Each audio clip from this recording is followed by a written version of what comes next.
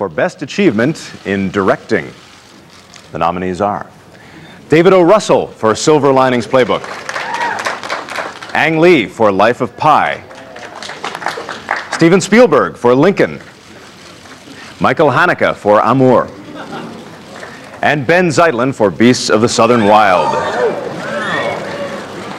These are 5 people who are the very best at sitting in a chair watching other people make a movie. A little bit of humor there. The movie Lincoln, as we just heard, leading the pack for this year's Academy Award nominations. Seth MacFarlane and Emma Stone unveiling the nominations this morning in LA. And wow, some surprises as to who wasn't on the list. Yeah, it was every year. Was and wasn't, right? With his thoughts, joining us in the studio on the Oscar nominations, Jason Gorber, film critic with twitchfilm.com. Good to see you again. Good morning, guys. We always like to see this. What T-shirt today? We got Django Unchained today. So Django. My support. Let's start with Best Picture. Lincoln's getting all the talk. It's getting the most nominations. Is it the Best Picture? Lincoln is a phenomenal picture. I really do enjoy it a lot. I think it's one of Spielberg's absolute best, and I'm really pleased to see it on here. And it's likely to win.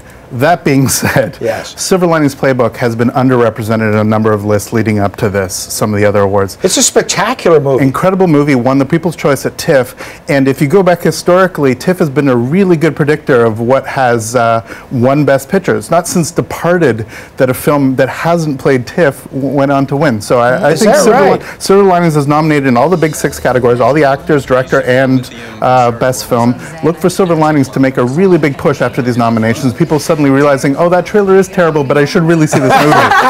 But it's interesting because even though we see the list for Best Picture, doesn't necessarily translate as to who's nominated for Best Director. And there's a bit of a story here, a bit of a surprise for a lot of people. Yeah, I mean, there's 2 directors that they actually added that people thought might not, Michael Haneke for Amour and Ben Zeitlin for Beasts of the Southern Wild. But we're missing people like Ben Affleck. We're missing people like Quentin Tarantino. Catherine Bigelow. Catherine Bigelow for sure for Zero Dark 30, and Tom Hooper for Les Mis. A lot of people thought. Different people get to vote for different categories, so you actually have that a lot, that the directors will not be nominated, but it's very rare for Best Picture to win if the director hasn't been nominated. It's a correlation that way. It'll be an interesting dynamic. Do you think we, the great unwashed, who just like movies, understand direction? Do you have to be a movie insider to understand well-directed movies? I think actually, I don't think that's the case at all, but I do think that a lot of people either over or underrepresent what a director does. A lot of directors are just name people and they assume that the director does everything on the film set. Other people think that it's just a person who's just got to be there and there's the actors are the ones doing the heavy lifting. Film is really collaborative art, and some directors definitely are able to put their stamp on a film. Even if it's a bad film, you know that it's a film done by that particular director, and those are the films that tend to elevate. I really like those kind of movies. It looks like a bad movie, but that director's really great. Directing's great, but we know it's all about the actors, the actresses. Exactly. In the Best Actor category, take us through this. So, actor and leading role, Bradley Cooper again for Silver Linings Playbook. Yeah. Here's a guy, is an absolute star-making performance. People, again, underestimated him in his silly comedies, but he's tremendous in this movie. Daniel Day-Lewis in Lincoln, absolutely an incredible actor, the actor of his generation for sure. This could potentially be his 3rd Best Picture, Best Actor win. Who's not nominated is Bill Murray, and I went on a limb right when I saw the film that he was in and thought, this guy will actually finally win for this, not even nominated, so it shows how good my predictions sometimes are. Now, as we go to actress, I actually was really impressed this time by the lady from Hunger Games, which I thought was a silly movie. Jennifer, well, I hate Hunger Games.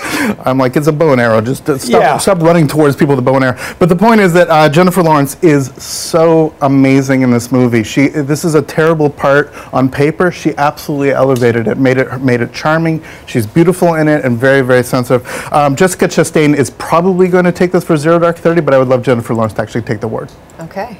Lots to watch for. It's exciting. I'm excited. There's documentaries, there's visual effects, all the fun awards. February 24th, I believe, right, is the actual televised award show. I will be watching. Okay, we all will be. Thanks so much. Our guest this morning is Jason Gorber. Thank you so much. Thanks, guys.